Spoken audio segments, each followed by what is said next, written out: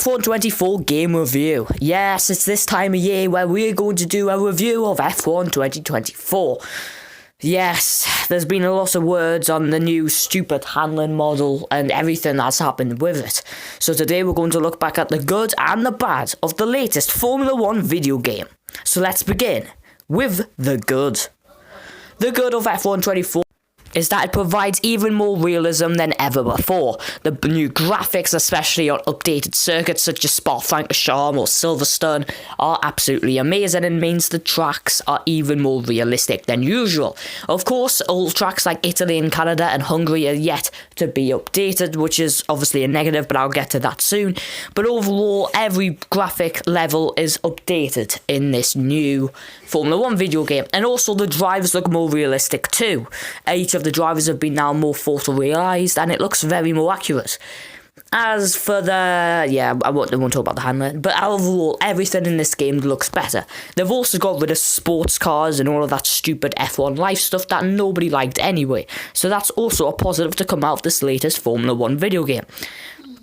Plus the cars, overall, if you're trying to get a slipstream, you might want to get the dirty air, which is another realism mode added on. The fan zone feature too is actually not too bad, but it is useless overall. So another good thing though is that cars are more good at certain tracks. So if you go to Spain, Mercedes are quick, but if you go to tracks like Italy, it's the Williams you want to play as, which is also a very good realism feature. Next up, however, is the bad in F1 24, and let's just start with these two words: dynamic handling. Yes, although I play on controller and I can't really criticise it because it was better on the controller, it does not work on the wheel at all up until, I suppose, the new patch. But even that, I don't think it's really fixed it 100%. Are you in my zone? From what I've read. So since it being on the controller, it does feel weird. I think, overall, it's one of those, things where you don't know what to diagnose it with. Is it too realistic? I think might have been the problem. The front end is awful. Are you in my zone? I have to say, driving around high-speed circuits, especially Saudi, which is a strength of mine, on F1 23, it's changed on this one. It's not quite as good.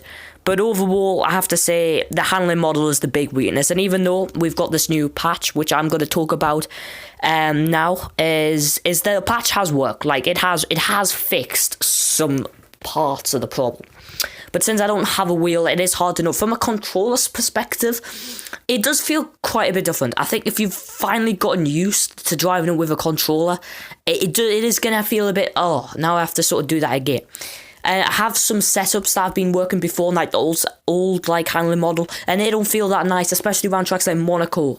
They don't feel so nice, which is a big problem if you're thinking about it. So yeah, that is my thoughts on the patch. So then let's move on to the next question. Should you buy the game? Well, no. You shouldn't, really, basically, because first of all, I have never been a too big fan of F1 23, especially on a controller. The car keeps sliding around corners. It's almost as if it wasn't made for controller, whilst F1 24 was, which is why I would prefer to play F1 24. But if you never had that problem or you fixed it, which I never did, then, you don't really need to buy this game. For many people, you're probably still stuck on F1 2010, and let's all just say that, good on you. But I think I'm just going to go back to F1 2020 and just completely forget about this game. No, I won't, but at the moment I'm still doing career modes on F1 2023, as at the moment I don't really see any need to start F1 24. I will be doing that in the upcoming month, though, because I want to spend a whole month just continuing F1 23 videos and see how many people are still actually watching it. I was just checking other people's channels, and I found F1 24 is still going more popular than F1 23, and Codemasters and EA Sports have won yet again. Now, if you, like me, and you want to milk out all the F1 23 content you can get, please like and subscribe, grow the channel. It'll be really helpful for me, and especially since you might be like me and don't want to see F1 24 videos every single day. So overall, how good is this video game?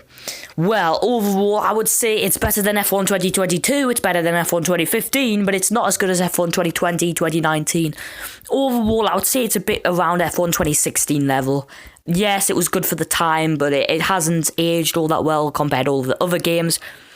Overall, On a controller, I would rather play this than on F1 2023. I actually like the F1 22 Hangman, controversial opinion.